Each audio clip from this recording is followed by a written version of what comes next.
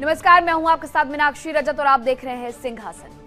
2027 में होने वाले विधानसभा चुनाव को लेकर के यूपी की सियासत में वार पलटवार का दौर तेज हो गया है।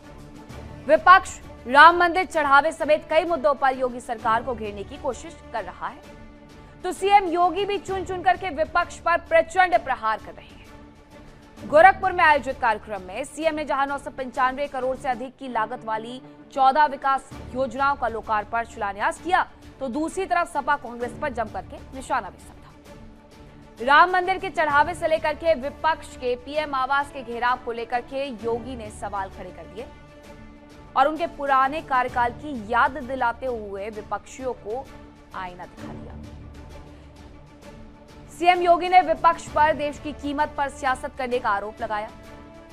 उन्होंने आगे कहा कि छात्रों को गुमराह करने की कोशिश की जा रही है। संसद का घेराव बाबा साहेब का अपमान है। सीएम ने आगे कहा कि जब कांग्रेस और सपा सत्ता में थी तो देश के हिंदू समाज और देश को दंगों कर्फ्यू के जरिए तबाह करते थे, और आज जब विपक्ष में है तो विदेशी पैसों की ताकत पर देश में अराजकता पैदा करना चाहते हैं, समाज को बांटना चाहते हैं। दल से बड़ा देश ये केवल भारतीय जनता पार्टी का कार्यकर्ता कह सकता है, कोई अन्य दल का व्यक्ति नहीं कह सकता। अन्य दल तो देश की कीमत पर राजनीति कर रहे हैं। याद करिए, जो लोग संसद का छात्रों के नाम पर गुमराह करके, घेराव करके अव्यवस्था और अराजकता पैदा करना चाहते हैं, ये बाबा साहब भीमराव अंबेडकर का अपमान कर रहे हैं। ये लोग भारत के लोकतंत्र को चुनौती दे रहे हैं। एक कांग्रेस प्रधानमंत्री जी के आवास को घेरती है, उनकी सुरक्षा में सेंध लगाने का बेशर्मी से प्रयास, दुस्साहस करती है। कैसे कांग्रेस और समाजवादी पार्टी देश के खिलाफ षड्यंत्र कर रही है? आपने कल और परसों के इनके पूरे के पूरे षड्यंत्रों को देखा है। लगातार अव्यवस्था पैदा करना, अराजकता पैदा करना। जब सत्ता में थे तब हिंदू समाज को और देश को तबाह करते थे, दंगों के माध्यम से, कर्फ्यू के माध्यम से, भ्रष्टाचार के माध्यम से। और आज विपक्ष में हैं तो विदेशी पैसे के बल पर देश में अराजकता पैदा करना चाहते हैं, समाज को बांटना चाहते हैं। उसी प्रकार की अराजकता, क्योंकि अब इन्हें मालूम है नए भारत में दंगा नहीं हो सकता, कर्फ्यू नहीं लग सकता, तो अब नेगेटिव नैरेटिव के माध्यम से अव्यवस्था और अराजकता पैदा करना चाहते हैं। एक एक जागरूक नागरिक को, एक एक जागरूक कार्यकर्ता को इसके प्रति सतर्क बनना पड़ेगा, और ये सतर्कता बूथ पे होनी चाहिए।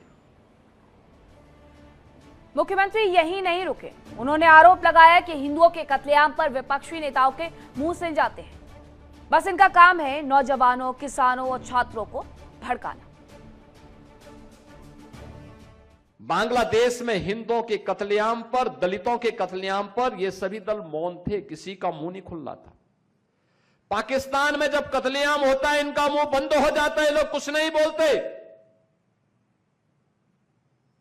देश के अंदर कहीं हिंदू विरोधी दंगे होते थे, ये सभी दल मौन हो जाते थे। कांग्रेस के समय में जब कश्मीर में हिंदुओं का कत्लेआम होता था, कश्मीरी पंडितों का कत्लेआम होता था, इनका मुंह बंद हो जाता था। लेकिन जब उन हिंदुओं की सुरक्षा और उनके संरक्षण की बात मोदी सरकार ने की, तो इन लोगों ने उसके विरुद्ध कितना नेगेटिव नैरेटिव सेट करने का प्रयास किया। उसके खिलाफ धरना, प्रदर्शन, आंदोलन, तोड़फोड़, आगजनी, ये सब करने का प्रयास किया था। और ये वहां तो दिल्ली में तो क्या ही, इन्होंने यूपी में भी, देश के अलग अलग राज्यों में भी तोड़फोड़ करने का प्रयास किया था। जब उसमें विफल हो गए, उसके बाद इन्होंने किसानों को भड़काना शुरू किया। किसानों को भड़काना शुरू किया। किसानों का आंदोलन पंजाब से, हरियाणा से लोगों को बहका बहका करके लाते थे, भड़काते थे।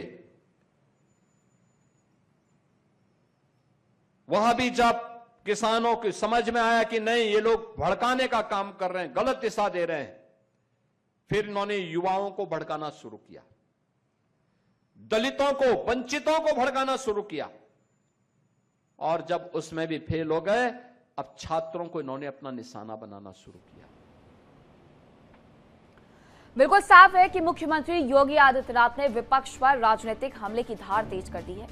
युवाओं को भड़काने से लेकर के दंगों के इतिहास और विदेशी फंड से अराजकता फैलाने के संगीन आरोपों तक सीएम योगी ने कांग्रेस और सपा को सीधे कटघरे में खड़ा कर दिया है।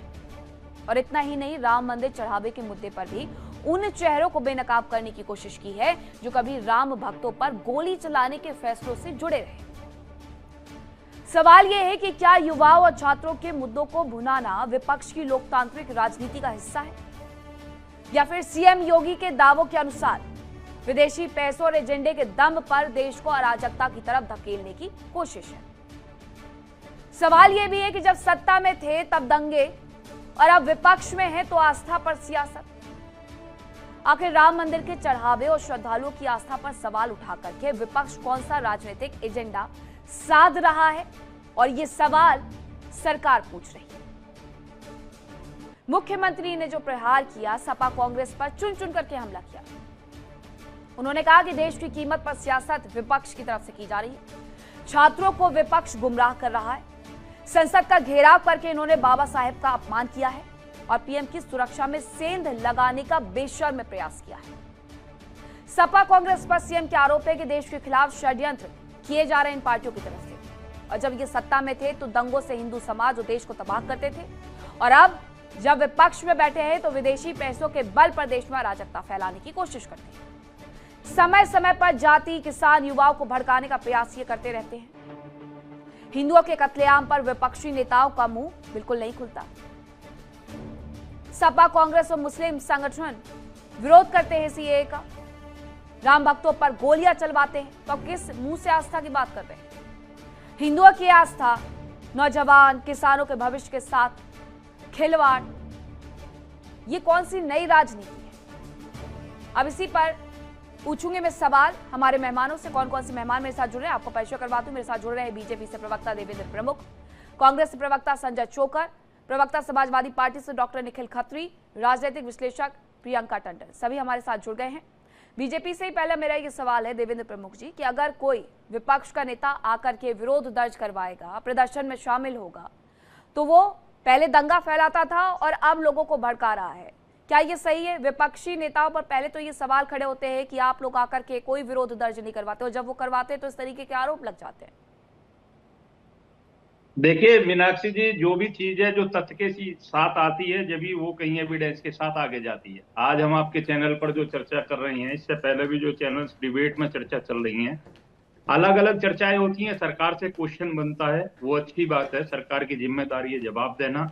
लेकिन विद एविडेंस जब ऐसी चीज निकल कर आती है कि देश विरोधी नारे लड़ने लगने हैं, और उसी घटना में आप जो शिक्षा को लेकर संबंधित जो है आप नीट के पेपर की बात कर रहे हैं और संसद का घेराव करना चाहते हैं, और देश के प्रधानमंत्री को घेर कर जिस तरह से संसद को घेर कर गालियां दे रहे हैं, बदतमीजियां कर रहे हैं, ऑन आपका रिकॉर्ड जो है बोल रहा है। डिबेट के माध्यम से अलग छोड़िए, चैनल जितने वहां मीडिया के हैं या यूट्यूबर हैं उनका भी एक बार आप चेक कर लीजिए कि आपकी भाषा क्या है, आप चाहते क्या है, करना क्या चाहते हैं। देश के प्रति आपकी जो मंशा है वो उजागर होती है। आप घेरिए लोकतांत्रिक तरीके से, सबका अधिकार है लोकतंत्र में, आप जो अपना प्रोटेस्ट कर सकते हैं किसी भी तरीके से, जैसे आपको करना शांतिपूर्वक। और छात्रों की लड़ाई है, छात्रों की बात है, छात्र रखना चाहते हैं। छात्रों में इतनी ताकत अभी नहीं बनी कि वो किसी जवान की हत्या कर दें, जवान को मरण स्थिति में पहुंचा दें। और छात्रों की से भी ज्यादा जवानों को चोटें आई हैं जो किसानों के बेटे हैं, जो वहां ड्यूटी दे रहे हैं, और किसानों के ही बच्चे छात्र हैं। उनके बीच में जो लोग आकर दूर दूर से नारे लगाकर और जिस तरीके की भद्दियां गालियां देकर देश को घेरते हैं। आप एक बात बताइए, राहुल गांधी से चर्चा के लिए आज संसद में कितनी लड़ाई चल रही है।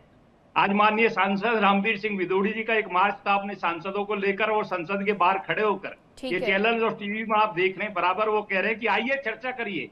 हम चर्चा करना चाहते हैं कि कांग्रेस के कितने शिक्षा मंत्री कब कब हटाए गए पेपर लीक को लेकर, या आपसे पहले इस देश में हिंदू मुसलमान 400 प्लस दंगे उत्तर प्रदेश, हजारों प्लस देश में हुए। लेकिन ये जवाब कहीं से भी इस बात का पटाक्षेप नहीं कर सकते हैं कि पेपर लीक हुआ है, और पेपर लीक नहीं होना चाहिए। डॉक्टर निखिल खत्री जी, जरा आप ये देखिए इंडिया डेली 24/7 अब आपके स्मार्ट टीवी पर।